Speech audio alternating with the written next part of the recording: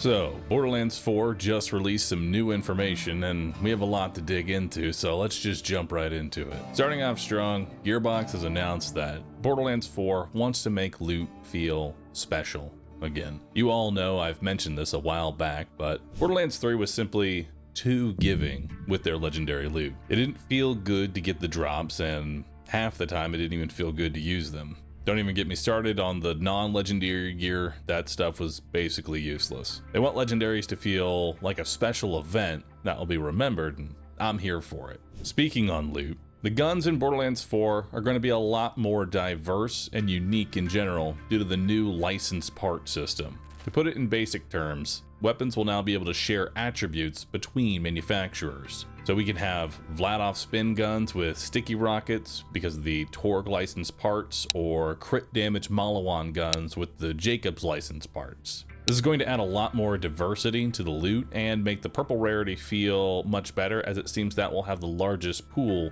of diverse weapon parts. We don't know yet how legendaries will work in this system, but overall, this is a huge improvement. Speaking on manufacturers, Borderlands 4 has given us the full list of what will be available on launch. We'll have the classics like Jacobs, Malawan, Vladoff, Torg, and Tediore, but now we will have 3 new ones being added to the mix. Starting off, we have the Ripper, which at first glance looks to be the newest bandit tier weaponry that we've seen in Borderlands 2 and 3. If I had to guess, it will feature the standard high magazine, decent rate of fire, good damage, just good all-rounder weapon with no real shine anywhere else. After that, we have one of the 2 new manufacturers, which is first, Daedalus. Now this one's a little bit of a mystery, as the only real information that we have on it is that it's going to be an easy to use weapon with multiple ammo types. We're not sure how those ammo types are really going to work, but if I had to take a guess, it's going to be somewhere like a replacement for dull weaponry,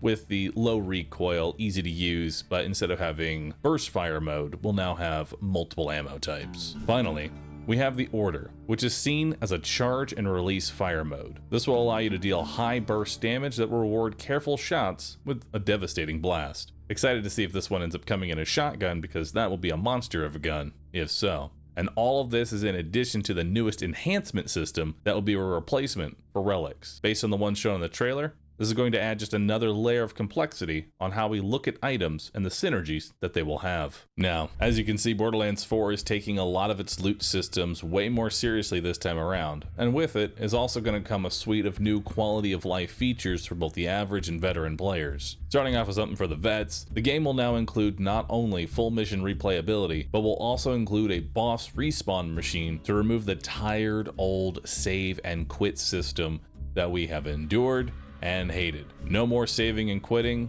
just push a button and the boss is back, ready for farming. Glad to see these systems in place, as farming has always been in a weird spot for Borderlands, as something that you do, but is rarely ever actually enjoyable. Now for the newcomers to the series, we have a little drone that's going to be helping us on our adventure, Echo 4. This little drone will help players around with navigation through the story and missions with a line to the next objective, as well as being able to hack silos and other objectives around the world to unlock fast travel points, zip lines, and much more. And for those of you who play co-op, they've expanded the difficulty system. Players will now be able to set their own difficulty independently of each other, so that you can fine-tune the experience you want for each player. In addition, you will now be able to fast travel directly to your co-op partner regardless of where you are on the map. I'm actually kind of excited for that last bit, as it's going to open up the potential for speedrunning in this game quite a bit. Now that's not all that's being included in Borderlands 4. We also have a new movement system. Players will now have a multi-directional dash, allowing the players to dodge in any direction on the fly,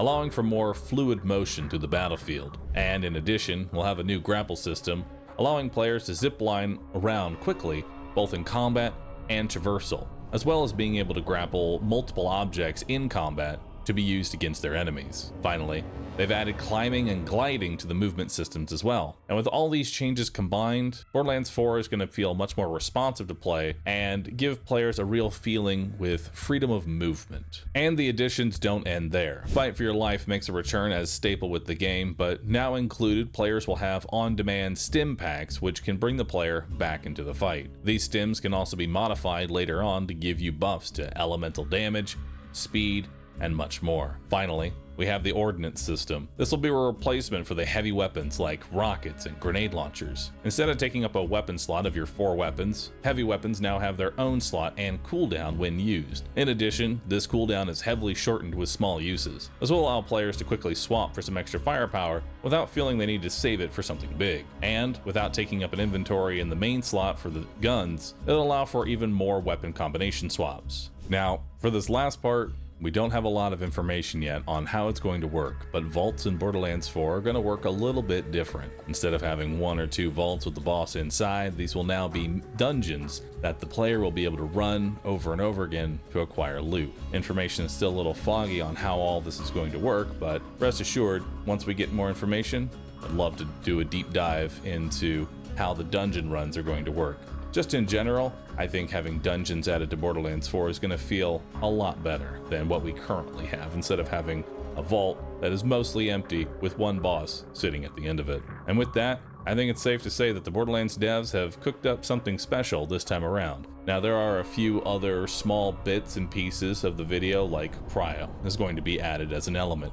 We'll be able to destruct a vehicle anywhere on the fly in the main map, as well as a few things here and there. In addition, this is also going to be one of the largest skill trees for Borderlands 4. Characters now have nearly double what they had in Borderlands 2 for just a single tree. And with all those changes, it's going to be exciting to see, and it's going to be exciting to dig into.